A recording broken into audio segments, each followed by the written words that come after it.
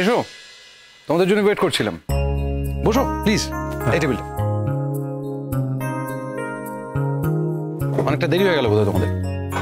না, আসলে ওই মোহরের কলেজ ছিল, তো কলেজ থেকে বাড়ি এসে তারপর আবার এখানে আসা, তো সেই জন্য। ও, আন্দোলনের কি খবর?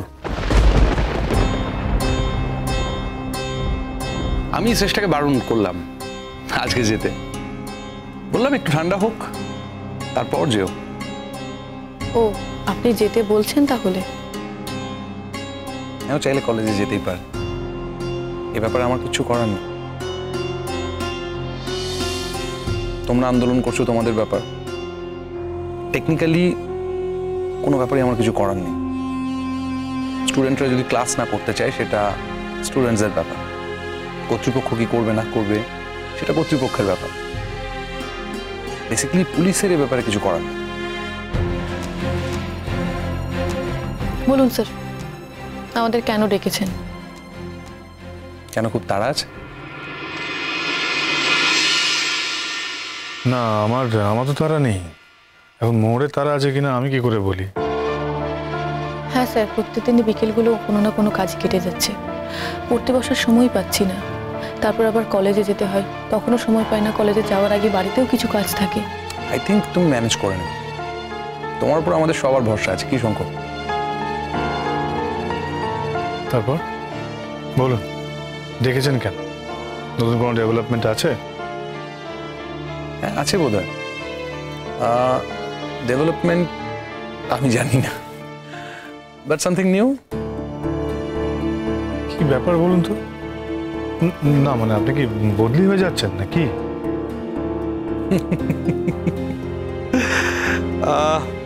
দেখো, আমাদের চাকরিতে বদলিটা কিন্তু কমন ব্যাপার। আমি তো বদলি হয়ে এখানে এসেছি, আবার বদলি হয়ে অন্য জায়গায় চলে যেতে পারি আর কি, মানে ইটস পসিবল। এইটার মধ্যে কোনো নতুনত্ব নেই আর কি। তাহলে কি জন্য ডেকেছেন স্যার? যাতে আমরা কলেজে আন্দোলনটা না করি, তাই তো? এই একদম না। আন্দোলন করা তোমাদের গণতান্ত্রিক অধিকার। তোমরা যতদিন চাইবে ততদিন আন্দোলন চালিয়ে যাও, পুলিশের এই ব্যাপারে কিছু করার নেই। বেশ, তাহলে বলুন। আগে খাবারের অর্ডারটা দিই। কি খাবে বল? কিচ্ছু খাবো না স্যার, কলেজ থেকে বাড়িতে গিয়ে বাড়ি থেকে কিছু খেয়ে এসছি। না, এটা বললে কিন্তু শুনবো না। আমি রেস্টুরেন্টে ডেকেছি, তোমরা খেয়ে এসছো, এর পেনাল্টি দিতে হবে। এসছো যখন কিছু একটা খেতে হবে, এটা ফাইনাল। Excuse me, order. হ্যাঁ স্যার, বলুন কি খাবে? লাইট যে কোনো কিছু আর কি। Light soup. স্যুপ, মোর কি স্যুপ নেবে বলো? যা কিছু একটা। তুমি তো ভেজ স্যুপ পছন্দ করো, টমেটো স্যুপ পছন্দ করো, রাইট? তাহলে সঙ্গ? হ্যাঁ, ওই টমেটো স্যুপ। গুড। 3টে টমেটো স্যুপ আর ফিশের কিছু আইটেম প্লিজ। না স্যার, আমি এখন একদম খেতে পারবো না। কেন? স্যুপটাই থাক না, বাকিটা পরে। সেটা হয় না। আমাদের দুজনকে গুড নিউজ শোনাবো, কিছু খাওয়াবো না, সেটা হতে পারে না। Good news? আমার কাছে গুড নিউজ, তোমাদের কাছে সেটা গুড নিউজ হবে কিনা সেটা আমি জানি না। বেশ, বলুন তো কি ব্যাপার? আর কিছু স্যার? না না, আর কিছু না, আপনি ওই 3টে স্যুপই নিয়ে আসুন। Okay sir. হ্যাঁ বলুন, আপনার গুড নিউজটা কি সেটা শুনি। বিয়ে করছো?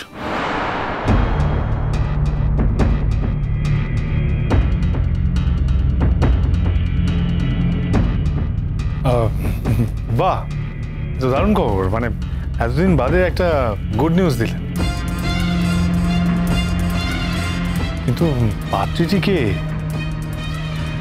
স্যার, আপনি নিশ্চয় পাত্রী নিয়ে এখানে আমাদের সঙ্গে ঠাট্টা তামাশা করবেন না। যিনি পাত্রী তার নামই বলবেন, নিশ্চয় অন্য কারোর নাম আনবেন না। আমার মনে হয় আগে তোমার পুরোটা শোনা উচিত মুহূর্ত। তুমি আগে থেকে প্রি কনসিভড হয়ে যাচ্ছ। আগে পুরোটা শোনো, তারপর। হ্যাঁ স্যার, বলুন। তোমার আন্দাজ একদম ঠিক। আমি শ্রেষ্ঠাকে বিয়ে করছি।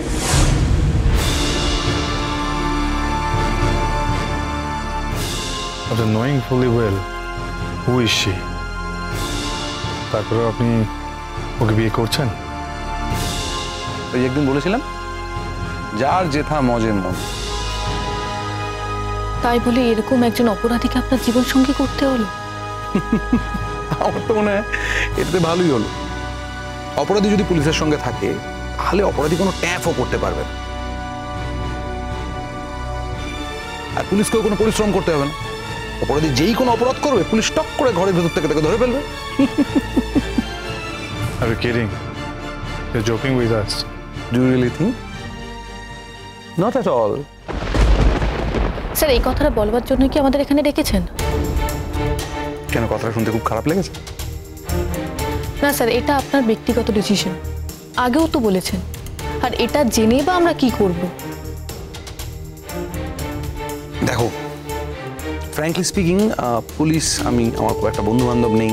মানে ছোটবেলার বন্ধু বান্ধব অফকোর্স আছে, কিন্তু কোথায় ছড়িয়ে ছিটিয়ে গেছে আমি তাদের কোনো খবর আর যোগাযোগ নেই সেভাবে। এবার এখন আমার বিয়ে হচ্ছে, তো বিয়েতে তো আত্মীয় স্বজন বন্ধু বান্ধবদের প্রয়োজন হয়। এবার আমার বন্ধু বান্ধব বলতে তো তোমরা দুজন,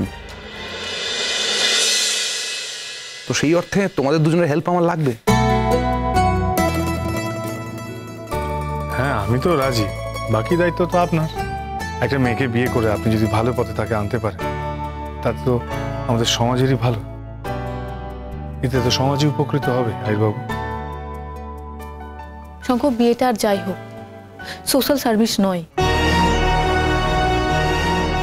আমি জানি না বিয়েটা সোশ্যাল সার্ভিস নয়, তবে বিয়ের মাধ্যমে যদি সোশ্যাল সার্ভিস করা যায় ক্ষতি তো নেই। কেউ যদি করতে চায়, আপত্তি কোথায়? স্যার, আমার তো আপত্তি করার কোনো জায়গা নেই। আপনাকে আমরা বহুদিন ধরে চিনি, আপনি আমাদের চেনা মানুষ। আপনার যদি কোনো ক্ষতি হয়, আর সেই জন্যই আমরা এত এপ্রিহেন্সিভ রয়েছি, তা না হলে আমাদের কি এসে যায় বলুন তো? কি ছিল আমাদের? আপনি কাকে বিয়ে করছেন, কাকে বিয়ে করছেন না, আমাদের কিচ্ছু এসে যেত না যদি আমরা আপনাকে না চিনতাম। শোনো, সময় কিন্তু বেশি নেই। হ্যাঁ, নেক্সট উইকেই বিয়ে, কিন্তু কোনে এখনো জানে না, কিচ্ছু জানে না কোনে। না জানে না মানে কি? ও যদি মত না দেয় তাহলে? মত না দেয় মানে মত নাও দিতে পারে, তাহলে বিয়েটা হবে না। উনি নিশ্চয়ই বুঝেছেন শঙ্খ, উনি যার কথা বলছেন উনি নিশ্চয়ই মত দেবেন, সানন্দে মত দেবেন। তাছাড়া মত না দিয়ে যাবেন কোথায়? এটা তো শ্রেষ্ঠা ম্যামের কাছে একটা জ্যাকপট। মোহর, এই বিয়েতে তোমারও কিন্তু কিছু রেসপন্সিবিলিটি থাকবে। সরি স্যার, আমি এই বিয়েটা অ্যাটেন্ড করতে পারবো না। কেন? জাস্ট শ্রেষ্ঠাকে বিয়ে করছি বলে? আসলে আমি যেটা এথিক্যালি সাপোর্ট করি না, মানে আমার মন থেকে যেটা আমি মানি না, আমি তার মধ্যে থাকি না। আমি বুঝতে পারলাম না যেতে সাপোর্ট করার প্রশ্ন আসছে কোত্থেকে। তুমি ধরো আমাকে এতটা চেনো না, অল্প চেনো, আমি লাইফে একটা কোনো ডিসিশন নিলাম, শঙ্খ ভুল হলে বলবেন, লাইফে একটা কোনো ডিসিশন নিলাম, সেই ডিসিশনটাতে সাপোর্ট করা না করার প্রশ্ন মানে আমি বুঝতে পারছি না আর কি। স্যার, আপনি হয়তো ঠিক কথাই বলছেন। আপনার সঙ্গে আমার এতদিনের পরিচয়, আপনি আমার খানিকটা দাদার মতো। আপনি পুলিশ অফিসারের থেকেও আমার দাদাটা বেশি। তো আমার দাদা যদি এরকম একটা কাণ্ড করতো, আমার তখন যতটা খারাপ লাগতো এখনো ঠিক ততটাই খারাপ লাগছে। আচ্ছা ঠিক আছে, তুমি বসো না, বসো। আচ্ছা মোহন, এসবি স্যারের বিয়ে আমরা আসবো না, এটা হতে পারে? আরে বাবা, একটা মেয়ে যদি বিয়ে করে সে যদি ঠিক হয়ে যায়, ভালো হয়ে যায়, এটা মন্দ কি? স্যার, আপনি যে ওকে বিয়ে করছেন, কোর্টে তো এই কেসটার হিয়ারিং আছে, তখন তো একটা ভার্ডিক্ট হবে। তখন যদি ওটা জেল হয়